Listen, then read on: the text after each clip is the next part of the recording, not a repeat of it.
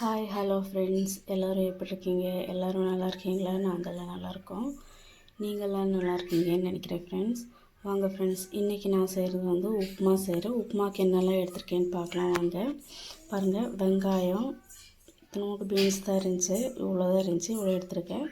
Carrot, பச்சை மிளகா, கருவேப்பிலை, மல்லி இலை, இது வந்து அவரைக்கால்னு சொல்லுவாங்க இந்த சைடு, அது எடுத்திருக்கேன்.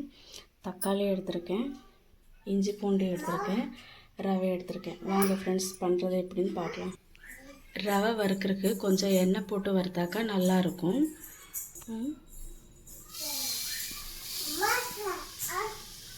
நல்லா செவக்க வறுத்துக்கலாம். பாருங்கள், மீடியம் ஃப்ளேமில் வச்சு நல்லா வறுத்துக்குங்க. பாருங்கள், இந்த அளவு நல்லா செவக்க வறுத்தாச்சு. இப்போ வந்து எண்ணெய் தாளிக்க போகிறோன்னு பார்க்கலாம் வாங்க. எண்ணெய் காஞ்சதும் கடுகு சேர்த்துக்கலாம். கடுகு பொரிஞ்சதும் வேர்க்கடலை சேர்த்துக்கலாம்.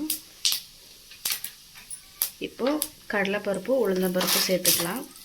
இப்போ இது வந்து நல்லா ஃப்ரை ஆகிடுச்சு. கருவேப்பிலை சேர்த்துக்கலாம். பச்சை மிளகாய் சேர்த்துக்கலாம்.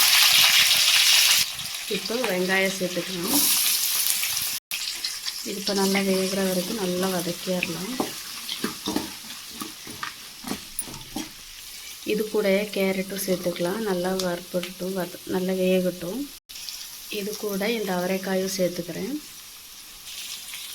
இப்போ இது எல்லாத்தையும் சேர்த்து நல்லா வதக்கிக்கிறேன் ஃப்ரெண்ட்ஸ். நல்லா வேகட்டும். இதெல்லாம் கொஞ்சம் நல்லா பாதி இதிலே வேகணும். இது கூட தக்காளியும் சேர்த்துக்கிறேன். இது வேகிறதுக்கு தேவையான அளவு உப்பு சேர்த்துக்கிறேன். இதுக்கு கொஞ்சோண்டு இஞ்சி பூண்டு பேஸ்ட்டு சேர்த்துக்கலாம். தேவையான அளவு தண்ணியை சேர்த்து நல்லா வேக வைக்கலாம். தண்ணி சேர்த்தாச்சு, நல்லா கொதித்து வரட்டும். இதுக்கு கட் பண்ணி வச்சுருக்கிற மல்லி இலை போட்டுக்கலாம். இப்போ நல்லா கொதித்து வரட்டும். அப்புறமா ரவையை போட்டு கிளறி விடலாம். நல்லா கொதிக்குது தண்ணி. இப்போ வந்து நம்ம ரவையை சேர்த்துக்கலாம். சேர்த்ததுக்கப்புறம் காமிக்கிறேன் ஃப்ரெண்ட்ஸ். ரவையை சேர்த்தாச்சு. நல்லா இப்படி கிண்டி விட்டுக்கலாம், இல்லாட்டி கட்டி கட்டியாக இருக்கும். நல்லா கிண்டி விட்டாச்சு. இப்போ மூடி ஒரு 5 நிமிஷம் வேக வச்சிடலாம். மூடிட்டு பாருங்கள் ஃப்ரெண்ட்ஸ், நல்லா வெந்துருச்சு. நல்லா கிண்டி விட்டுட்டேன். ஓகே, ரெடி ஆகிடுச்சு ஃப்ரெண்ட்ஸ்.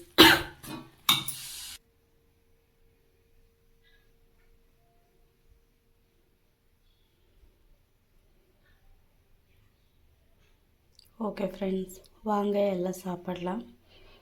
இந்த சேனல் உங்களுக்கு பிடிச்சிருந்தாக்கா ப்ளீஸ் லைக் பண்ணுங்கள், ஷேர் பண்ணுங்கள், சப்ஸ்கிரைப் பண்ணுங்கள், பெல் ஐக்கானை கிளிக் பண்ணுங்கள், ஆல்ரெடி நோட்டிஃபிகேஷனை கிளிக் பண்ணுங்கள் ஃப்ரெண்ட்ஸ். நாங்கள் போடுற வீடியோ உங்களுக்கு அடுத்தடுத்து வரும்.